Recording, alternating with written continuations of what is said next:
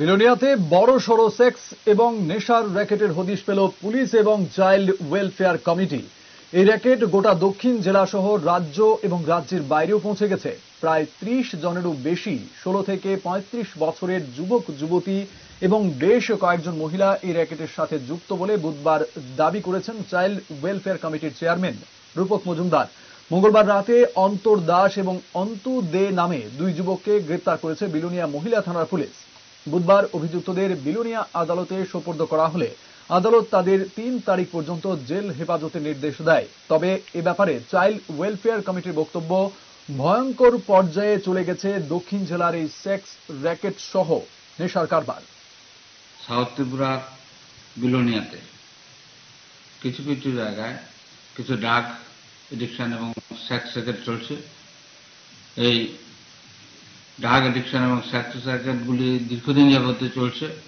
কিছুদিন আগে নভেম্বরের মাঝামাঝি অবস্থায় একটা মেয়েকে নিয়ে রেল লাইনের অপোজিট সাইডে যে সমস্ত ওই কোয়ার্টারগুলো ছিল, আনকমপ্লিটেড কোয়ার্টার যেগুলো আছে, ওইখানে গিয়ে কিছু সেক্স র্যাকেটের কাজ ওরা করেছে, সেক্সুয়াল কাজ করেছে এবং সেখানে কোটা মোটা নামক কতগুলি ড্রাগের চলছিল। আমরা চাইল্ড হেল্পলাইনের মাধ্যমে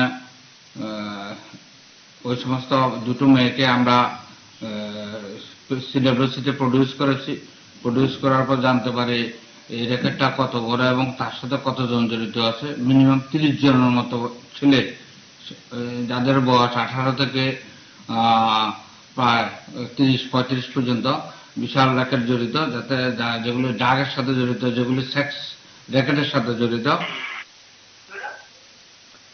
বিষয়টি নিয়ে আমরা আরো বিস্তারিত জানবো। এই মুহূর্তে টেলিফোন লাইনে সরাসরি রয়েছেন আমাদের বিলোনিয়া প্রতিনিধি অভিজিৎ ভট্টাচার্য। অভিজিৎ দা, শুনতে পাচ্ছ?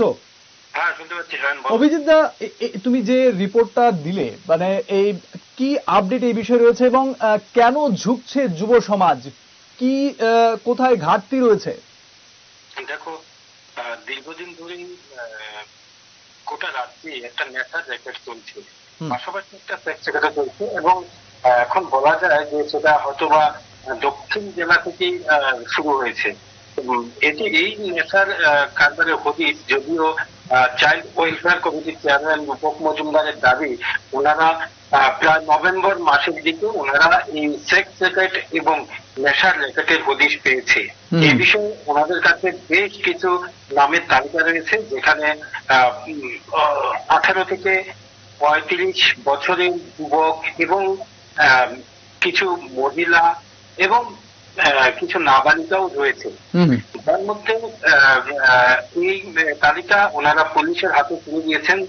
কেন, কি কারণে পুলিশ এই সেক্স র্যাকেট এবং নেশার র্যাকেটের খোঁজ করেনি সেটা পুলিশে বলতে পারবে, যদিও পুলিশ এখনো এটা মুখে কুলু পেটে রয়েছেন, কোনো কথা বলতে চাইছেন না। দেখো, বিগত প্রায় 6 দিন আগে একটা মেয়ে বিলোনিয়া থেকে, নাবালিকা মেয়ে, 17 বছরের নাবালিকা মেয়ে বিলোনিয়া থেকে নিখোঁজ হওয়ার 6 দিন পর্যন্ত পুলিশ খোঁজাখুঁজি করলেও সে মেয়েটির কোনো হদিশ করতে পারেনি। অবশেষে 6 দিন বাদে গত সোমবার রাতে রাতটা 1টা নাগাদ মাইছড়া এলাকা, বিলোনিয়ার মাইছড়া এলাকা থেকে সেখানকার প্রধান সহ কিছু যুবক থানাতে এসেছিল এবং সেদিন ওই মেয়েটির মোবাইল ফোনে, এর আগেও মেয়েটির বাবা এবং মা পুলিশে জানিয়েছিল, বিলোনিয়া মহিলা থানা জানিয়েছিল। জানানোর পরে ওনারা ফোনে সেটা চেক করেছিল, কিন্তু ফোনে বিভিন্ন জায়গায় দেখাচ্ছিল। কিছু যুবক মেয়েটিকে বের করে দেবে বলে পুলিশকে বলে এবং পুলিশকে সেখানে নিয়ে বিভ্রান্তি করে এবং পরবর্তী সময়ে ওই যুবকদেরকে পুলিশ আটক করে। কিন্তু সেখানে একটি অদৃশ্য হাত কাজ করে, কিছু বুদ্ধিজীবীও রয়েছে, যেটা ওদেরকে ছাড়িয়ে নিয়ে যায় এবং সেই নাবালিকা মেয়েটির মা বাবাকে হামক ধমক দিয়ে কেস করা থেকে বিরত রাখে।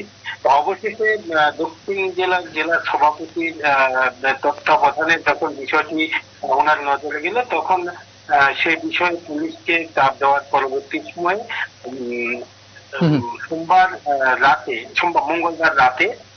মঙ্গলবার রাতে সে মেয়েটিকে উদ্ধার করে নিয়ে আসে পুলিশ পারেনি, সেই যুবকরাই উদয়পুর মহকুমার বাগমা এলাকা থেকে। মানে এটা একটা বিশাল চক্র রয়েছে, যেটা শুধুমাত্র বিলোনিয়া নয়, বিলোনিয়ার বাইরে শান্তিরবাজার, সাবরুম, জোয়াইবাড়ি, বাগমা, খিলপাড়া, উদয়পুর এবং আগরতলা, রাজ্যের বিভিন্ন জায়গায় এবং বহিরাজ্যে সেটার একটা র্যাকেটের হদিশ রয়েছে বলে পুলিশ জানতে পেরেছে।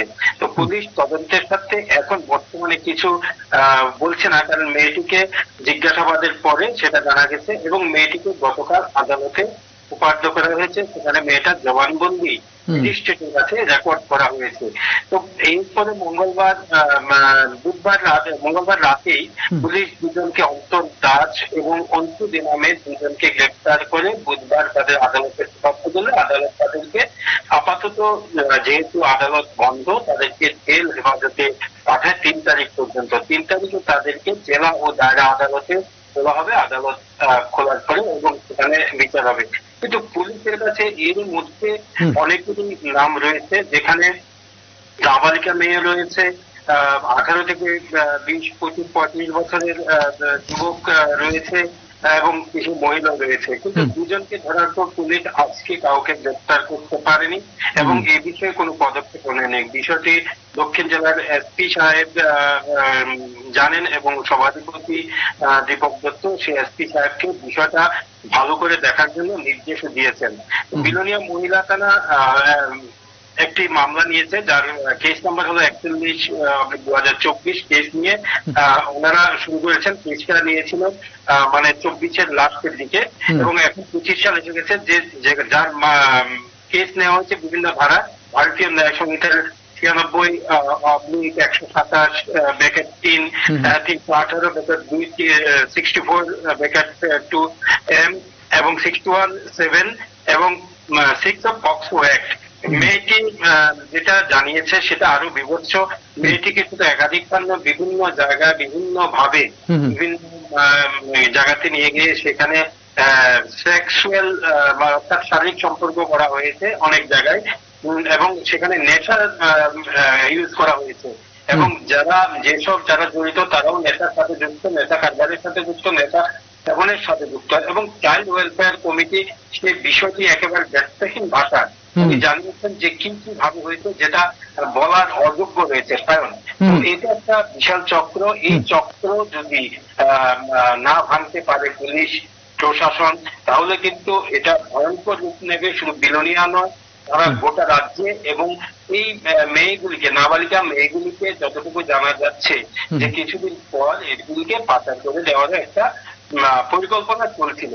তো সুতরাং এই পাচার চক্র হদিশ করার জন্য অবিলম্বে তাদের এই যাদের নাম এসেছে পুলিশ তদন্তক্রমে তাদেরকে গ্রেপ্তার করে সুনির্দিষ্টভাবে শাস্তির ব্যবস্থা করার জন্য বিলোনিয়া বিভিন্ন মহল থেকে, বুদ্ধিজীবী, শুভবুদ্ধি সম্পন্ন মানুষের মহল থেকে একটা দাবি উঠছে।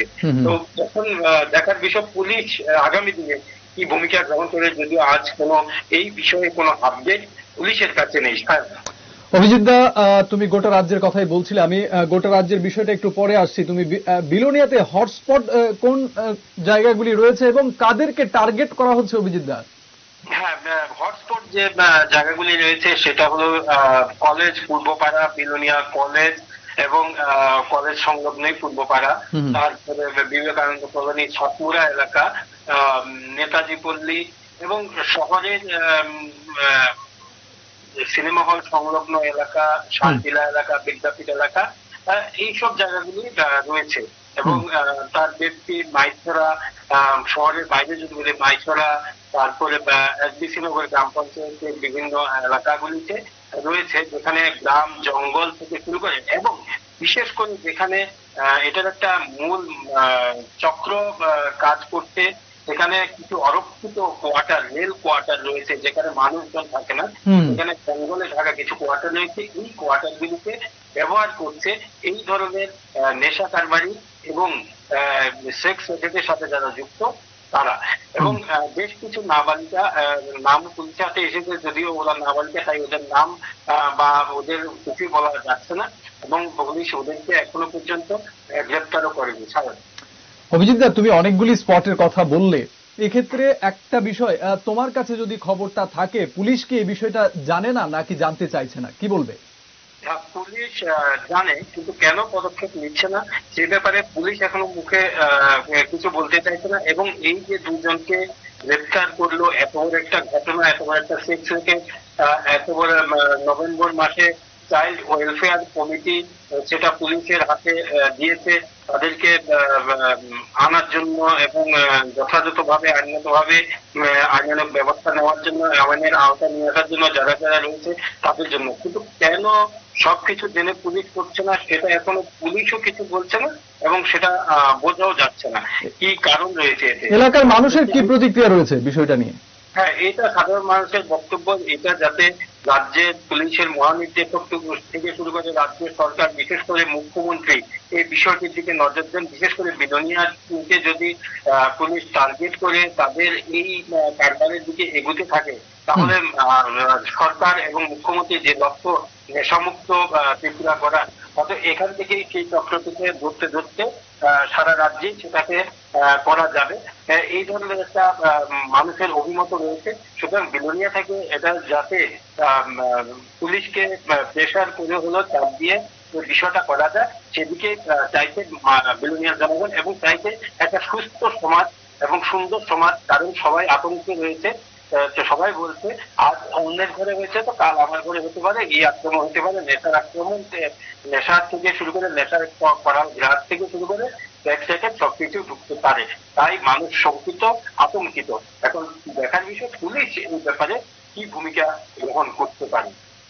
শেষ প্রশ্ন এবং খুব সংক্ষেপে জানতে চাইবো, রাজ্য এবং বহিরাজ্যের পাশাপাশি বাংলাদেশের কোনো চাই বা নেটওয়ার্ক এর সঙ্গে জড়িত রয়েছে, কোনো খবর রয়েছে কি?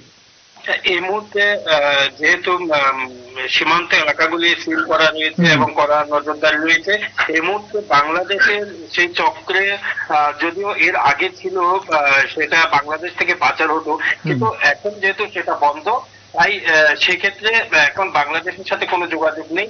সরাসরি সেটা এই রাজ্যের মধ্যে এবং এই জেলার মধ্যে এবং বিলোনিয়া শহরের মধ্যেই রয়েছে বিষয়টা।